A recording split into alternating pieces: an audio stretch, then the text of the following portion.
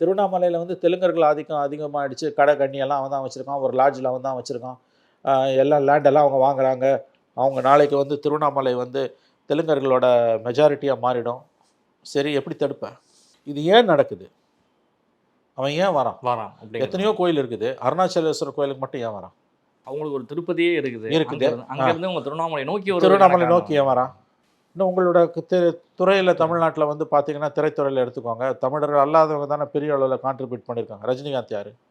அவர் பிறப்பால் ஒரு மராட்டியார். இன்னமும் அவர் வந்து அவரோட வசனங்களை வந்து தமிழில் எழுதி வச்சு படிக்கிறாரான்னு நமக்கு தெரியாது. அவர் தமிழ் பேப்பர் படிக்கிறாரான்னு நமக்கு தெரியாது. அவருடைய தாய்மொழி தமிழ் அல்ல.